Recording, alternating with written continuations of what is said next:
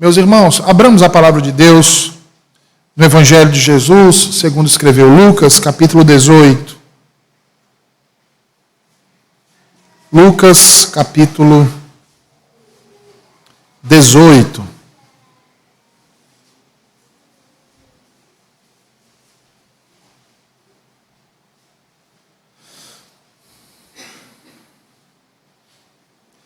Vejam aí o versículo 35, Lucas 18.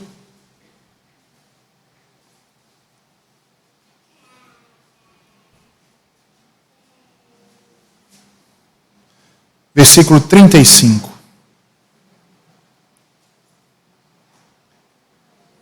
Assim diz o Senhor. Aconteceu que, ao aproximar-se ele de Jericó, estava um cego assentado à beira do caminho pedindo esmolas. E ouvindo o tropel da multidão que passava, perguntou o que era aquilo.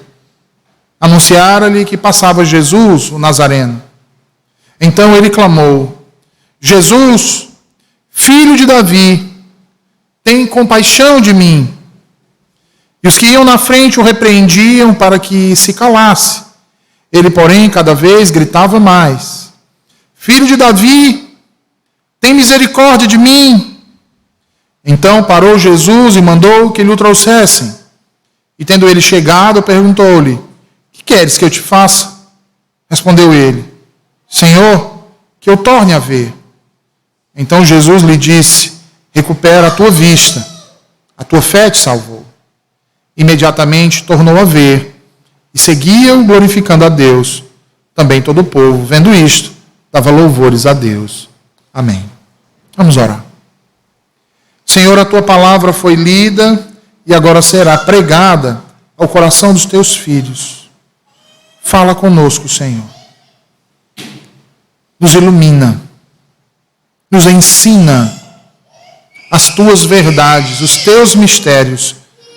Retira, Senhor, as cortinas e revela tudo que está oculto atrás dessas palavras, para que sejamos edificados e que tudo redunde no louvor da tua glória. Em Cristo Jesus nós te oramos. Amém. Meus irmãos, de uma forma geral, ao lermos passagens como essa que acabamos de ler, onde encontramos aqui a descrição de nosso bendito Salvador operando milagres, prodígios e maravilhas, nos perguntamos: por que Jesus fazia isso? Qual o objetivo desses milagres? Quais os propósitos? Há muitas pessoas, inclusive em nossos dias, que associam os milagres que Jesus fazia, esses sinais que ele operava de maneira maestral e de forma tão gloriosa, com demonstrações de poder. Percebam que esse tipo de entendimento, além de ser minimalista, é errado. Porque Deus não faz algo apenas para se exibir, de modo algum. Ele não necessita do aplauso de ninguém. Pelo contrário. Tudo que ele faz, ele tem sempre um propósito, uma finalidade, e certamente os milagres, os prodígios e as maravilhas que seu unigênito operou seguiam a mesma regra. Sendo assim, então, nos perguntamos qual seria o propósito desses milagres que Jesus operava. E a resposta é muito simples, irmãos.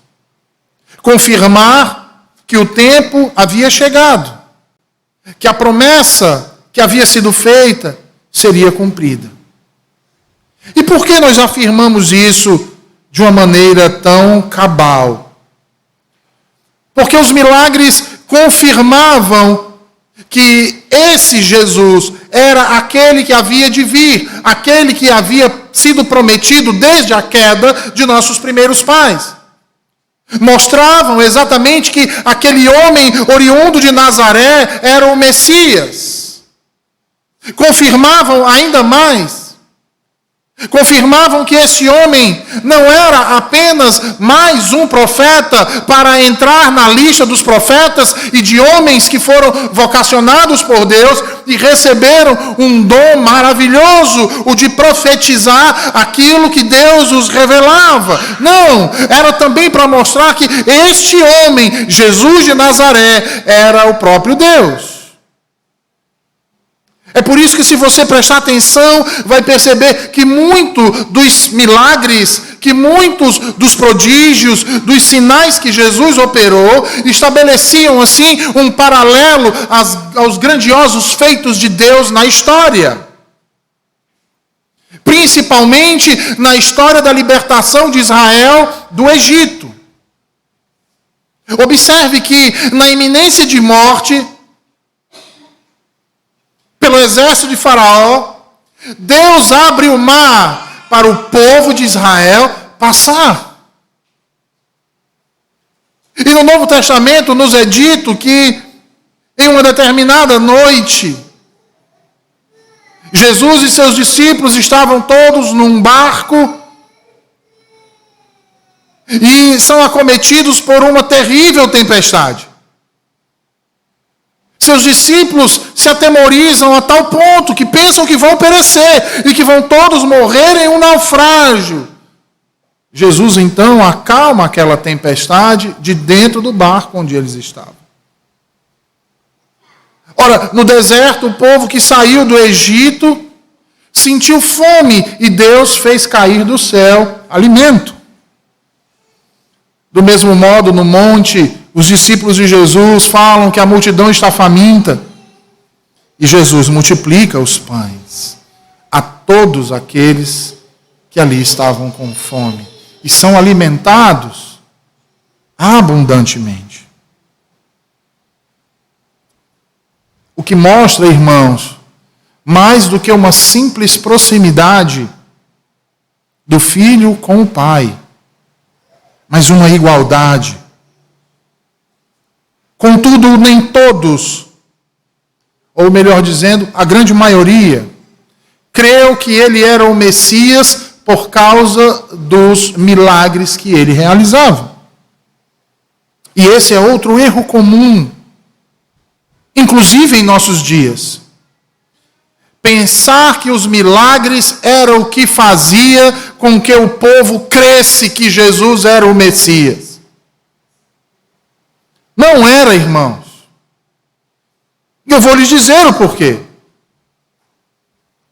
Exatamente porque para crer que Jesus é o Messias, é o Filho de Deus, é o Salvador do mundo, é necessário ter fé. E a fé não vem pelo que se vê. A fé não vem pelo que se apalpa, muito menos pelo que se recebe. Ela vem por aquilo que nós ouvimos. O Evangelho, a palavra de Deus. Como diz o autor aos Hebreus, a fé é a certeza de coisas que se esperam e a convicção de fatos que se não veem. Foi assim que os antigos obtiveram bom testemunho. É assim que cremos que o universo foi formado pela palavra de Deus, de maneira que o visível veio a existir a partir do invisível, de coisas que não existiam. Sendo assim, meus irmãos, os milagres não foram realizados para aumentar a fé dos que presenciavam, muito menos para que tivessem fé ou crescem em Jesus, como muitos pensam hoje, inclusive defendendo a necessidade dos dons extraordinários continuarem. João vai deixar isso muito claro no seu evangelho. Porque os milagres não serviam para robustecer a fé das pessoas. Nunca foi para isso, irmãos. Pelo contrário. Muitos daqueles que presenciaram os milagres não creram em Jesus. Até mesmo aqueles que faziam parte do círculo mais íntimo. Vejam, o caso de Tomé é um exemplo clássico disso. É por isso então que Jesus vai dizer a eles: bem-aventurados não são os que viram, mas os que creram sem ver. Os que não viram. Desta forma, nós podemos dizer confiadamente que o propósito dos milagres era apontar para o cumprimento das promessas feitas na antiga dispensação. E não apenas isso, irmãos, revelar a chegada do Messias. E não apenas isso, servia também para manifestar o seu caráter, ou melhor, a sua pessoa, o seu poder, o seu ministério redentivo. Era para demonstrar exatamente o cumprimento daquilo que havia profetizado Isaías. Porque ele era aquele que restauraria todas as coisas, que restabeleceria a ordem natural daquilo que havia sido corrompido, rompido pelo pecado. Aquele que transformaria o deserto em um belo jardim. Que curaria as nações enfermas. E isso é exatamente o que essa passagem que nós acabamos de ler nos revela. Que esse Jesus, que é Deus, é o Deus que cura, que sara, que restabelece todas as coisas. E certamente esse Jesus, irmãos, curou muitas pessoas. Diferentes pessoas e diferentes tipos de enfermidade. Na passagem que lemos, nós temos o relato da cura de um homem cego. E nesta noite, meus irmãos, eu não quero me deter apenas aos aspectos físicos da cura deste homem, mas eu quero fazer um convite a vocês para ampliarmos esse horizonte com base em um princípio observável a partir da queda de Adão e Eva. E por que a partir da queda?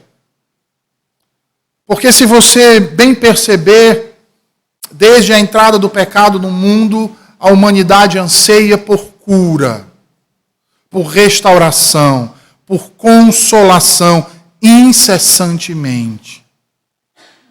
Observamos isso desde as culturas mais primitivas até chegarmos nas mais desenvolvidas. Dos feiticeiros do passado, com seus encantos e poções, aos hospitais, com doutores e seus remédios. Do menor ao maior, do ignorante ao sábio, todos sempre buscaram a cura para as suas enfermidades. De fato, todos buscam uma cura. Quer seja dos seus males, das suas doenças, das suas frustrações, dos seus problemas, todos procuram por cura.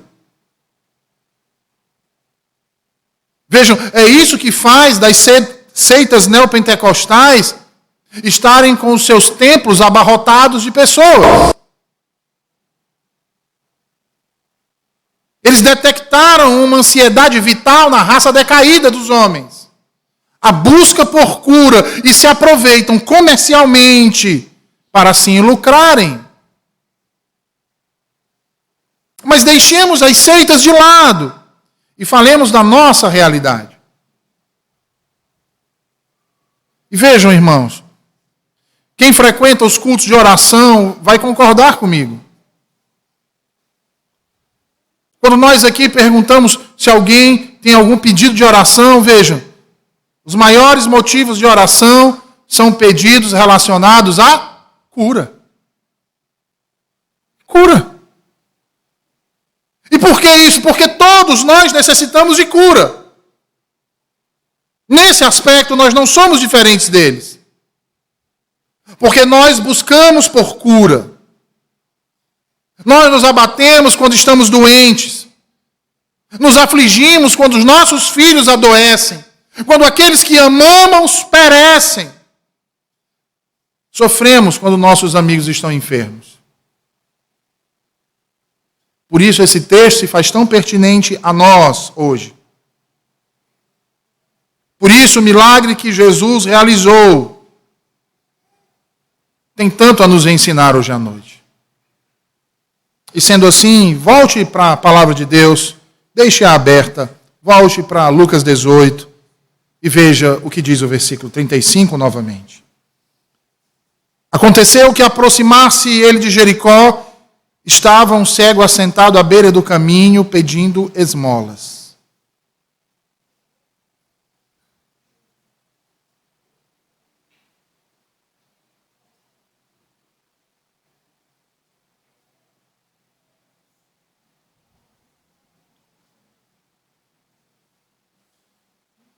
Jericó, meus irmãos, ficava na subida do caminho que levava a Jerusalém.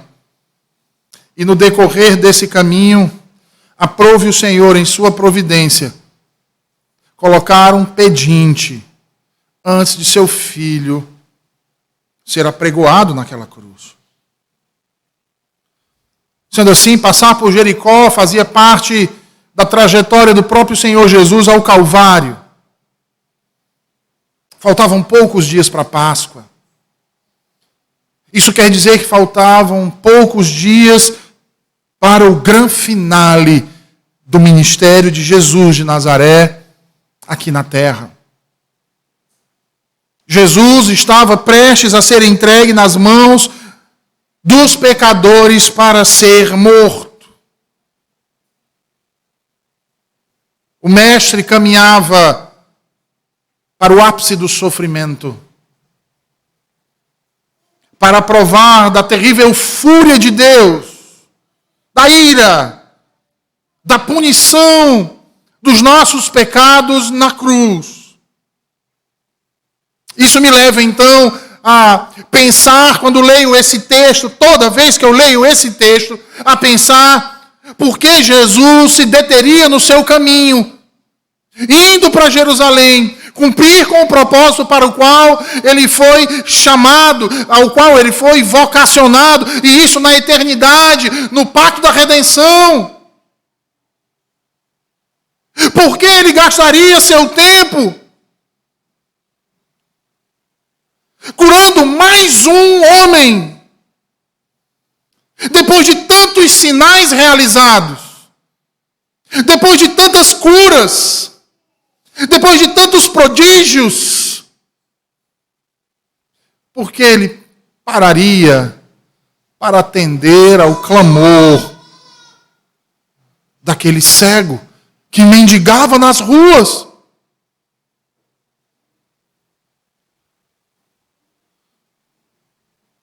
Meus irmãos, vejam, um cego no primeiro século, ele tinha duas formas de sobreviver.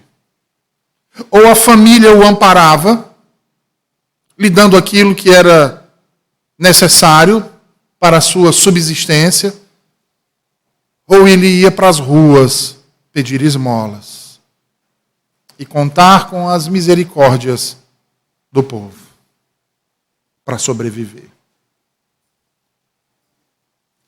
Esse homem, ao que parece o texto indicar, era um dos que estava na rua, irmãos. E a Bíblia não fala muito acerca da sua cegueira. Se era uma cegueira de nascença, acredito que não, porque ele pede a Jesus para voltar a enxergar. O que indica que em algum lugar do tempo ele enxergava. A Bíblia também nos diz que o nome desse cego era Bartimeu, ou filho de Timeu, que segundo Flávio Joséfo, era um general que serviu a Israel na unidade militar de Betel. Vindo a se aposentar posteriormente, se tornou um comerciante muito bem-sucedido. No entanto, com a tomada da Judéia por parte dos romanos, seus bens foram confiscados e o soldo de sua aposentadoria foi cortado. Logo, Timeu, de cidadão bem-sucedido, se torna um rebelde e um insurgente contra Roma. O exército romano, então, o identifica como alguém perigoso. O persegue, o prende e o crucifica. E para evitar que o mal retornasse, ou que seus descendentes quisessem depois vingar o que havia sido feito com seu pai, tomam o filho homem, lhes arrancam os olhos, com o intuito de evitar que o filho se tornasse um rebelde no futuro. A crucificação dos contrários à ocupação romana era um expediente comum no primeiro século, irmãos. E um grande número de pessoas foi morta dessa forma. Como também era comum eliminar os filhos dos rebeldes, daqueles que faziam oposição ao domínio romano, tornando-os deficientes para que não pudessem seguir o exemplo de seus pais. Tornar os filhos cegos de pais revoltosos era um ato comum, pois aquelas crianças, jovens e homens passavam a ser um exemplo vivo, uma placa ambulante de cuidado, uma advertência viva do tipo: não sigam o exemplo do pai deste rapaz. E Bartimeu era um desses, irmãos. E vejam o que dizem os versículos 36 a 38. Ouvindo então Bartimeu o tropel da multidão que passava, perguntou o que era aquilo. E então disseram: Jesus, o Nazareno. Então ele clamou: Jesus, filho de Davi, tem compaixão de mim. O texto diz que Bartimeu, de certa forma, já conhecia a fama de Jesus. Ao saber que Jesus passava por ali, lhe acendeu a chama da esperança. Ora, Cristo já havia curado outros cegos. E muito provavelmente os sinais e os prodígios de Jesus Cristo já haviam circulado em toda a Judéia e inclusive em outras províncias. Logo, aquele pobre homem, ao saber que é Jesus, o Nazareno, aí imediatamente passa a clamar. Ele diz: Jesus, no meio da multidão, filho de Davi, tem compaixão de mim. E essa particularidade tem um significado, irmãos. Ela não é mencionada de maneira rotineira nas Escrituras. Nós temos uma passagem em Marcos e outra em Mateus, mas ela é muito significativa porque a expressão filho de Davi apontava para aquele que viria, apontava para o Messias, para o ungido de Deus prometido. E mais uma vez eu volto a dizer, esse homem morando nas ruas, pedindo esmolas, deve ter ouvido muitas conversas acerca desse Jesus de Nazaré, dos sinais, dos prodígios, das maravilhas que ele vinha operando, de sua palavra, de sua pregação, de seus ensinos, e certamente ele se lembrou daquilo que profetizaram os profetas no passado. O que disseram seus pais? E percebeu que esse Jesus era muito mais do que um curandeiro.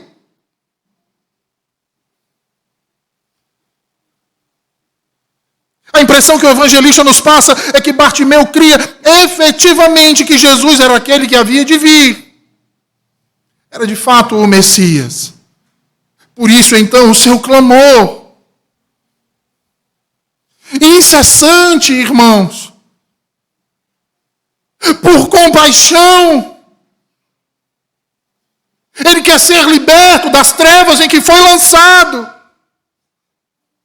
Ele quer ser liberto daquilo que o estava escravizando e matando dia após dia. Mas percebam que se libertar de tal coisa não era possível por suas próprias mãos, muito menos por sua própria vontade. E se já não bastasse as suas deficiências, ainda tinha os impedimentos que os outros colocavam diante da sua frente.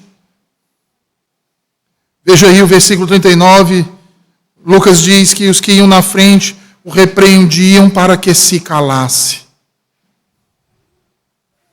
E eu posso imaginar aquele pobre homem no meio da multidão, sem saber se o Messias estava vindo da direita ou da esquerda, em sua frente ou nas suas costas.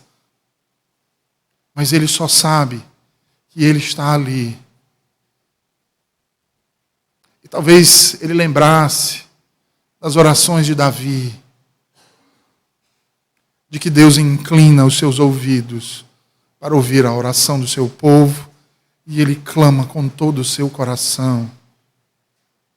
Ainda que o mandassem se calar, ele não teme, e ele continua a clamar mais alto ainda, e dizer: Filho de Davi, tem misericórdia de mim.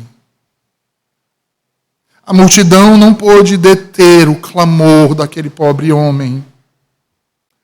O preconceito não pôde deter a súplica daquele que havia sido rejeitado pela sociedade em clamar pelo Salvador.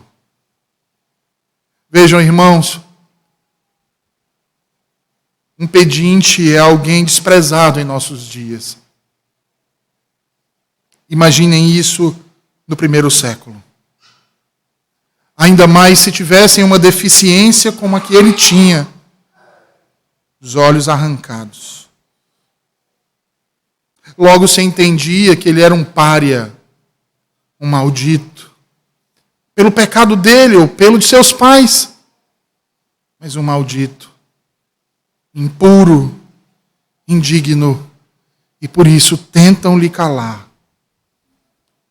Mas quanto mais tentavam lhe cerrar os lábios, mais ele gritava, mais ele clamava, mais ele suplica ao Senhor. E por quê, irmãos? Porque ele sabe que Deus poderia ouvi-lo. Porque ele sabe que aquele homem, aquele Jesus que está ali passando é diferente de todos os outros. Que é o Filho de Deus, o ungido de Deus. E como o próprio Deus certamente não o rejeitaria. Ele sabia que esse homem era compassivo. Ele sabia que esse homem era amoroso.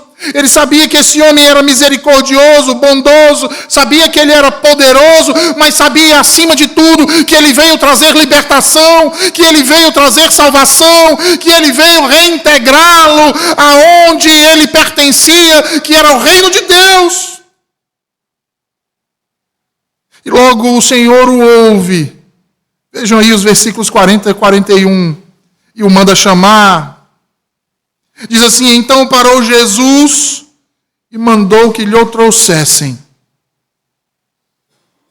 Eu fico imaginando aquela multidão, e por onde Jesus andava, a multidão era grande, os seus discípulos em seu redor, tentando lhe proteger, e aquele empurra. E as multidões alvoroçadas. Certamente não havia apenas Bartimeu de pedinte ali naquele lugar, irmãos. Deveriam haver muitos outros. E a multidão está falando alto, e aquele pobre homem é só mais uma voz em meio àqueles, e ainda tentam impedi-lo de clamar ao Senhor. Mas Jesus ouviu.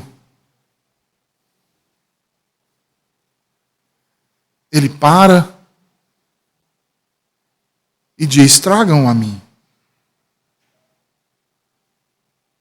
Quem, mestre? Esse que está a me chamar. Tragam a mim. E eu fico imaginando aquela multidão parando, e os clamores cessando, e o silêncio se estabelecendo, enquanto aquele pobre homem cego é conduzido até o Salvador pelos discípulos de Cristo.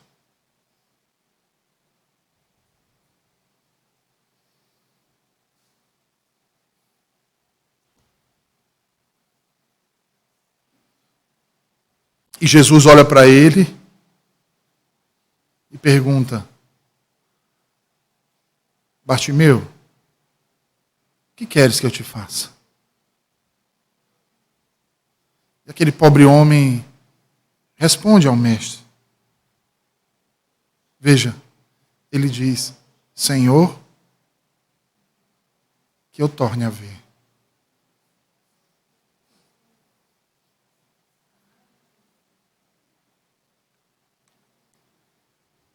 Jesus olha para ele no versículo 42 e diz: recupera a tua vista. E não somente isso, irmãos. Jesus conclui dizendo: a tua fé te salvou. Aquele homem fazia pedidos a muitas pessoas. Ele pedia esmolas, lembra? Certamente dia e noite ele pedia. A todos que por ali passavam. Ele pedia. Mas agora ele está diante daquele que não é a prata, não é o ouro que ele necessita. Não é um auxílio do governo. Não é nada disso. Porque ele sabe diante de quem ele está, ainda que seus olhos carnais não pudessem revelar. Mas o Espírito já o havia revelado. Jesus testa, indagando: o que queres de mim? E ele responde: que eu torne a ver. Ele diz: Senhor, eu não quero dinheiro. Eu quero aquilo que só o Senhor pode me conceder. Nenhum outro é capaz. Eu quero voltar a ver. Cristo então o cura, irmãos. Mas exalta a fé salvadora daquele homem. Algumas traduções desse texto trazem: a tua fé te curou. É uma tradução possível, mas que não está de acordo com o contexto e o que significa esse milagre que é aqui realizado. A fé desse homem, irmãos, não é apenas uma fé de quem acredita em milagres. É muito maior do que isso. A fé desse homem cego outrora é uma fé de quem acredita em Cristo. A fé de quem, mesmo cego, enxergou quem Jesus era de fato.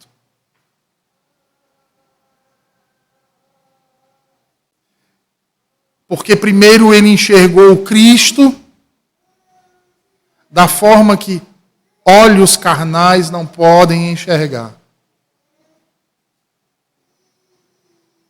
Para somente depois podê-lo enxergar face a face, aquele que o salvou. E meus irmãos, eu quero chamar a atenção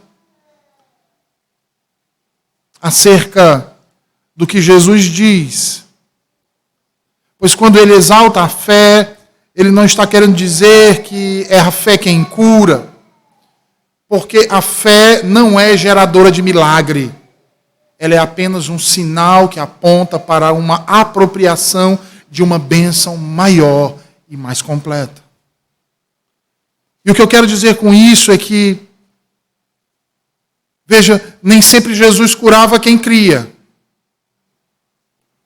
Não é verdade dizer, portanto, que a cura vinha a todo aquele que cria, não obrigatoriamente. Como também, não obrigatoriamente, todos aqueles que Jesus curava, ele dizia, a tua fé te salvou, não obrigatoriamente. Todavia, quando ele dizia tal expressão, ele queria mostrar algo maior. Ele queria dizer que ali, aquele homem, havia tido seu relacionamento com o seu Criador, que lhe restitui os olhos que lhes foram arrancados e a visão que lhe foi tirada, novamente, restaurado. Que não se trata apenas de uma restauração física, mas principalmente espiritual. Que não se trata apenas de uma nova vida no aspecto dos relacionamentos humanos e da vida material, mas de uma nova vida na presença daquele que nos dá a vida e vida eterna. Isso é tão verdade, irmãos, que Lucas encerra no versículo 43 dizendo, imediatamente tornou a ver e seguia-o glorificando a Deus. E assim também todo o povo, vendo isto, dava louvores a Deus. Veja, aquele que foi curado, aquele que foi redimido, agora segue a Jesus.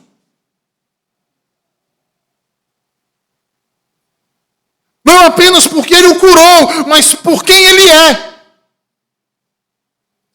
Porque as multidões o seguiam por aquilo que ele fazia, irmãos. Não por quem ele era. Por exemplo, em João 6, a multidão o seguia querendo comer, querendo mais pão. E o que Jesus diz? Abram aí João 6, 27.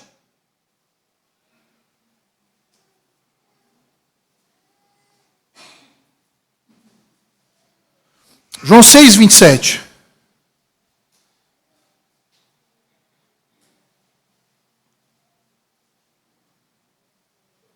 Jesus diz, trabalhai não pela comida que perece, mas pela que subsiste para a vida eterna, a qual o Filho do Homem vos dará, porque Deus o Pai o confirmou com o seu selo. Nem sempre os homens entendiam o propósito dos milagres, mas esse não. Bartimeu entendeu. Ele não precisava de mais milagres, ele precisava apenas do amor e da palavra de Cristo. E sabe por quê? Porque todo redimido não consegue ficar sem responder ao amor e à compaixão do seu Senhor. Quem antes estava apenas à beira do caminho da cruz, agora segue pelo caminho da cruz. E é interessante porque o texto diz que todo o povo, vendo isto, dava louvores a Deus. O povo que estava lá também viu não o milagre em si, mas aquilo que o milagre significava, irmãos. Aquilo para o que o milagre apontava. Porque quando Jesus curou o cego de nascença, os fariseus quiseram o quê? Matar Jesus. Mesmo vendo o sinal operado, não creram. Viram, mas não enxergaram. Viram o milagre, o sinal, o prodígio, a maravilha, mas não enxergaram a Jesus. Mas segundo Lucas, esses viram. Porque quem vê a Jesus Cristo o louva. E talvez você esteja perguntando, e o que isso se aplica a nós? Em primeiro lugar, meus irmãos, Veja o que esse texto representa dentro da história da redenção.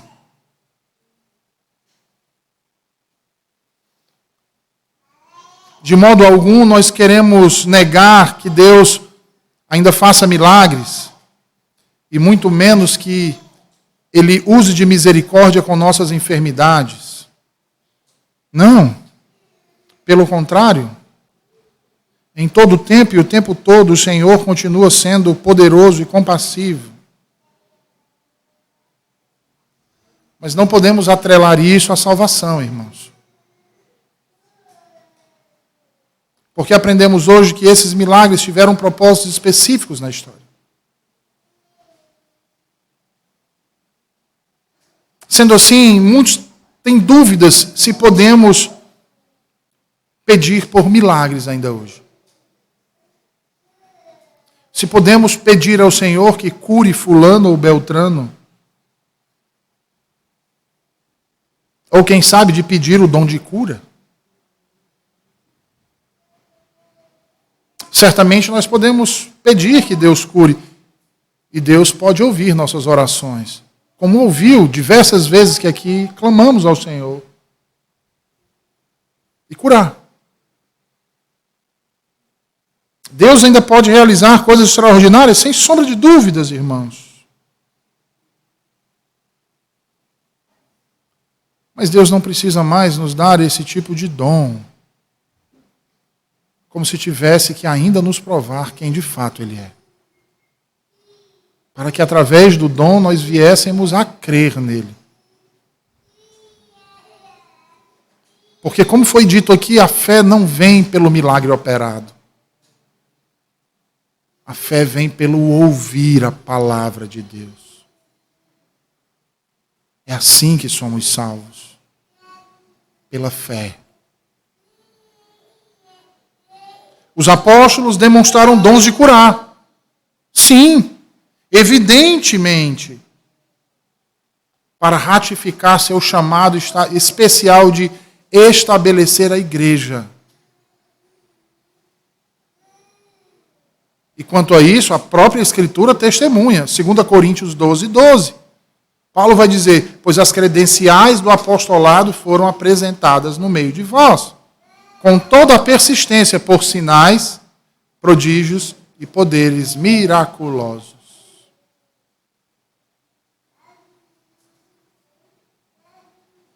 Acho que nem todos que defendem a continuidade do dom de cura estão dispostos a colocar o dom do apostolado também, né?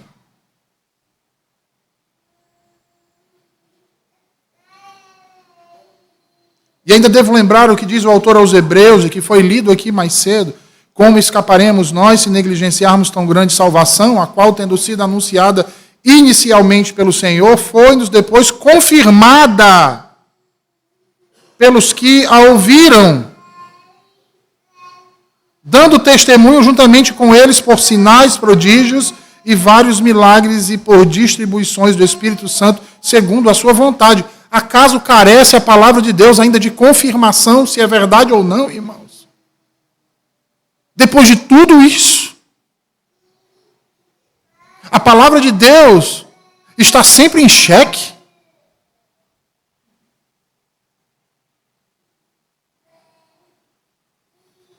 Os apóstolos receberam esses dons não para mostrar que eram poderosos, mas para ratificar, ou seja, confirmar a mensagem que haviam recebido e que estavam pregando. O que apontava para a autenticidade do Evangelho de Cristo. Logo, as curas, mediante esses curandeiros de hoje, podem ser sugestionadas, ou seja, uma grande farsa, por vezes demoníaca, para testar a nossa fidelidade. Deixa eu explicar isso para que você entenda o que eu estou querendo dizer.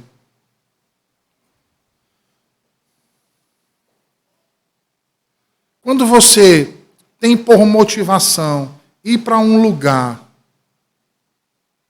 especificamente em busca de receber um benefício pessoal, sendo essa a sua maior motivação, Deus está revelando o seu coração e colocando-o à prova. Em Deuteronômio 13, o Senhor Deus nos ensina que, às vezes, Ele mandava profetas que falavam coisas espetaculares e que até aconteciam. E as pessoas diziam: esses homens são de Deus, pois tudo que eles falaram aconteceu. Eu ouvi, eu estava lá. A verdade é que, na sequência da história, Deus estava testando a fidelidade do povo para com ele e sua palavra. Por quê? Porque aquilo que esses profetas estavam falando, estavam afastando o povo do Senhor.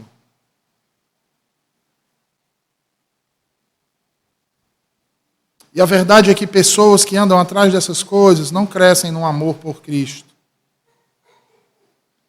Crescem apenas no anseio por sua autossatisfação.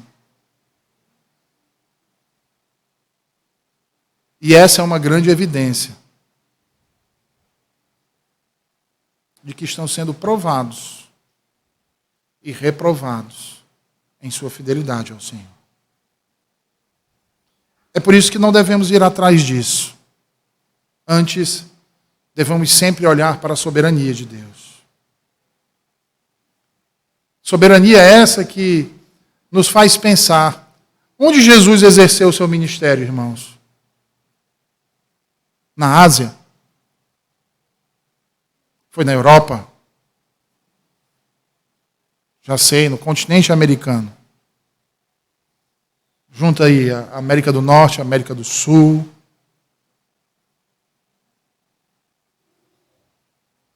Foi na Judéia. Que hoje as más línguas gostam de chamar de Palestina, né? Mas o território é a Judéia. Nada de Palestina. Palestina é o politicamente correto.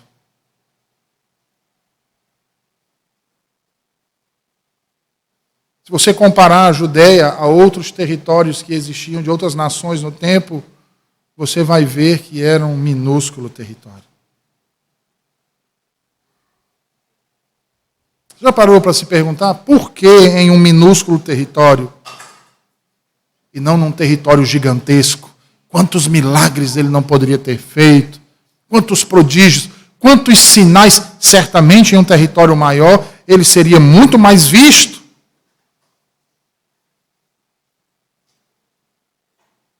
Por que então ele agiu numa região tão pequena?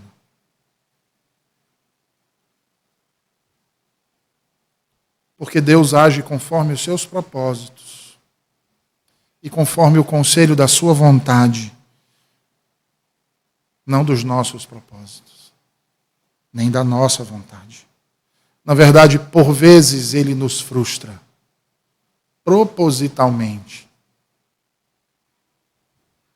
para mostrar que o querer e o executar é dele, não nosso. Que como servos deveríamos ser obedientes e não rixosos.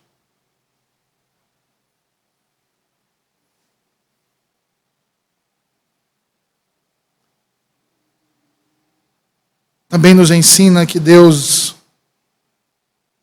é misericordioso, mas Ele exerce a sua misericórdia com quem Ele quer, quando Ele quer, e não quando nós queremos, e com quem nós queremos.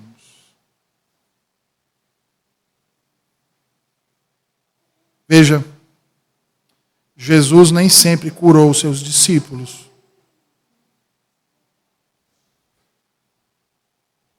Ao passo que ele curou muitos que não eram seus discípulos.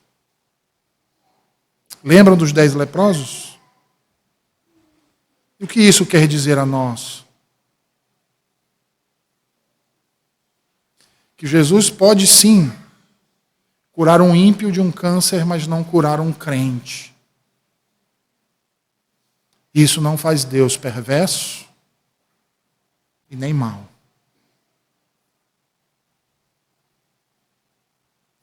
Porque Jesus não cura de acordo com o que as pessoas estão aí fora ensinando, que depende do grau da nossa fé, que depende do nosso espiritual, da forma como nós temos seguido a Jesus. Tudo isso é balela, irmãos. Porque o ministério de Cristo é completamente soberano. Nem sempre ele curou os que o amavam, ou os que o seguiam. E o apóstolo Paulo é um exemplo disso. No entanto, a cura que nós mais necessitávamos, certamente, essa ele nos curou. E ainda que ainda soframos por vezes com algumas recaídas, ele nos consola através da sua graça. E isso é suficiente para nós. Assim como aquele homem que estava cego e jogado em uma sarjeta, também nos encontrávamos outrora. Mas ao ouvir o nome de Jesus sendo proclamado, que o Filho do Deus vivo estava ali, ele correu em sua direção, clamou por socorro, e com o coração contrito, o qual, como diz o salmista, Deus não rejeita, o Senhor o curou, o libertando do domínio das trevas, o trazendo para a sua maravilhosa luz. E assim ele tem feito com muitos Bartimeus ao longo desses séculos e séculos, irmãos. Assim ele fez comigo. E assim ele tem feito com muitos de vocês. Porque ele é aquele a quem devemos correr para sarar as nossas feridas, curar as nossas enfermidades e trazer paz às nossas almas. Que sejamos como este cego, quando enfermos, clamemos pelo Filho de Deus, o Filho de Davi, para que as suas misericórdias cheguem até nós. Vamos orar? Senhor Deus bendito, nós te agradecemos por tua palavra. Te agradecemos por tão precioso ensino, Senhor, acerca da tua graça e da tua misericórdia em salvar pecadores, cegos, surdos e mudos, como outrora éramos. Foi tu, Senhor, quem fizeste cair as escamas de nossos olhos, nos iluminando a vista, para contemplarmos a beleza da tua santidade. Foi tu, Senhor, quem arrancou os tampões que nos impediam de ouvir o teu chamado, o doce chamado do pastor das ovelhas, a chamar cada um de nós por nosso nome, Senhor, para o teu regaço. Foste tu, Senhor, quem desprendeste a nossa língua para testemunhar de tamanho amor, de tão grande poder e de tamanha graça. Nos fortalece, Senhor, em ti, para o louvor do teu nome, em Cristo Jesus. Amém.